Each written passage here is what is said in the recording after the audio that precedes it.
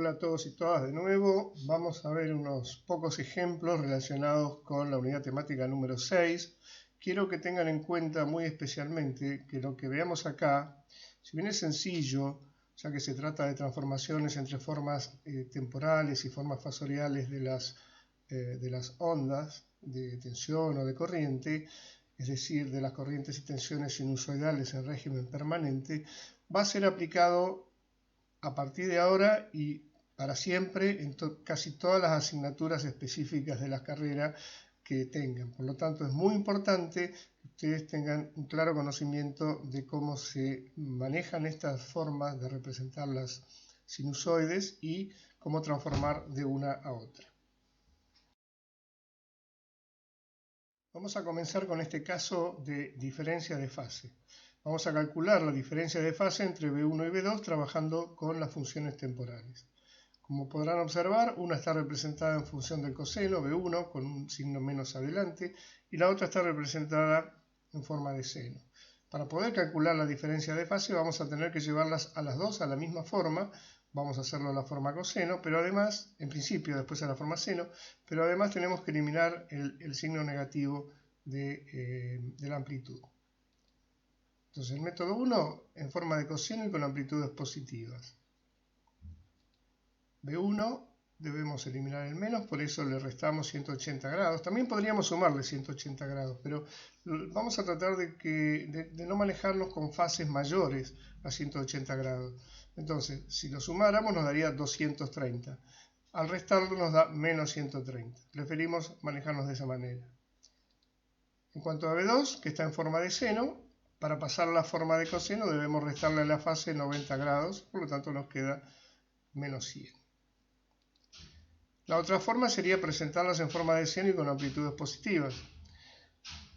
Entonces el primer paso, eliminar el signo menos, por eso aparece en menos 180, y luego sumarle 90 a la fase para transformar de coseno a seno, quedándonos con una fase de menos 40 para B1. Mientras que B2 ya está directamente representada como la necesitamos. Es decir, podríamos trabajar de las dos maneras, porque lo que nos interesa saber es qué onda adelanta. En este caso es evidente que B2 adelanta a B1 en 30 grados o en pi sobre 6 radianes. En ambos casos, porque la onda de menos 100, en menos 100 va a estar 30 grados adelante de menos 130 y lo mismo la que en menos 10, 30 grados adelante de menos 40. Estas dos expresiones representan exactamente lo mismo, B1. Estas dos también representan a B2. Si adoptamos la forma coseno, tomamos como referencia el eje X o el eje real. En cambio, si adoptamos la forma seno, tomamos como referencia el eje Y o eje imaginario. Adoptaremos en general la forma coseno, pero vale aclarar que algunos docentes prefieren adoptar la forma seno, por eso es necesario que puedan manejarse con ambas representaciones.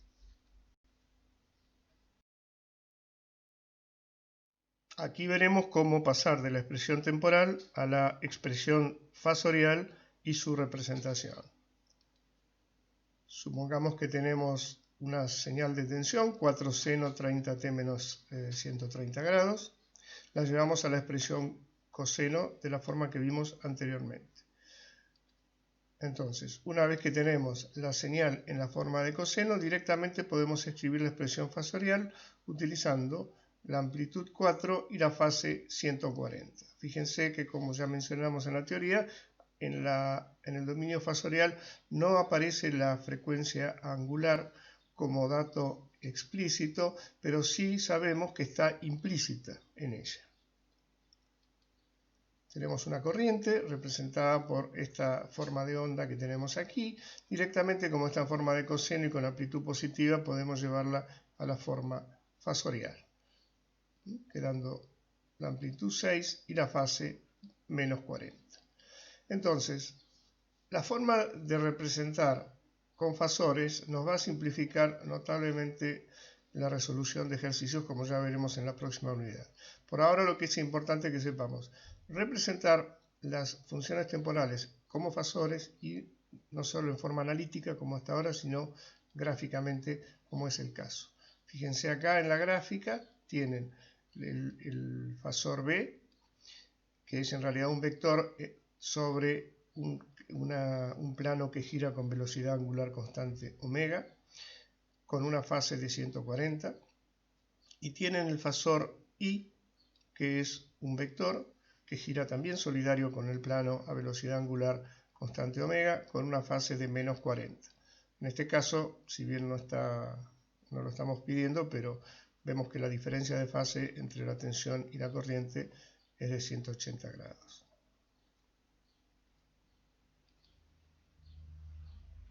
En este nuevo ejemplo transformaremos las expresiones fasoriales presentadas en distintas formas a las expresiones temporales o en el dominio del tiempo. Por ejemplo, acá tenemos el fasor expresado en forma exponencial, algo que nos puede resultar un poco incómodo, entonces rápidamente lo vamos a llevar a la forma fasorial que nos queda, como vemos acá, donde e a la menos j20 representa la fase de 20 grados. Además, tengamos en cuenta que el operador j es 1,90, así que lo vamos a reemplazar y de esta manera llegamos al fasor b como 8 con una fase de 70. Y de ahí pasamos a la forma temporal, donde la información que teníamos en el fasor, amplitud 8, fase 70, quedan representando a la tensión en el dominio del tiempo. Hemos incluido la frecuencia omega, que podríamos o no conocerla, pero siempre tiene que estar incluida. Acá tenemos una corriente representada en forma de binomio, un complejo en forma de binomio, menos 3 más J4, que lo podemos pasar rápidamente a su forma fasorial, 5, 127 grados, y entonces ya está el fasor en la forma que más nos conviene tenerlo, que es precisamente la forma fasorial. Y de ahí rápidamente pasamos a la forma temporal, siendo I de t igual 5 coseno de omega t más 127 grados.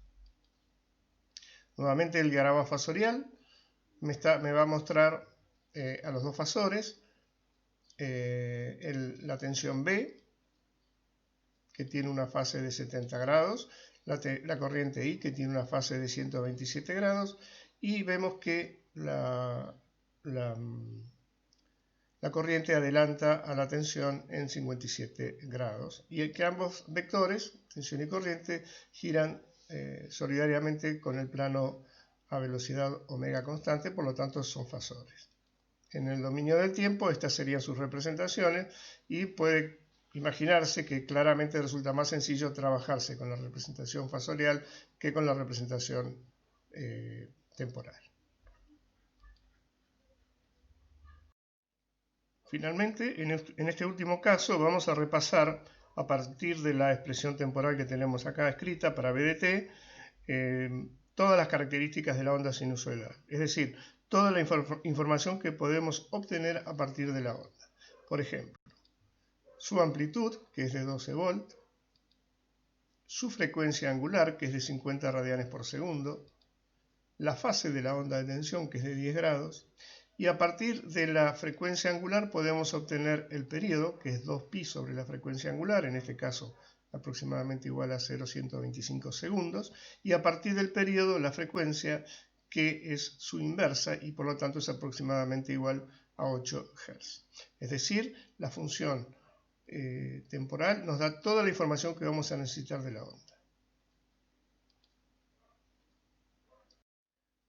Concluimos entonces con estos breves pero importantes ejemplos correspondientes a la unidad temática número 6.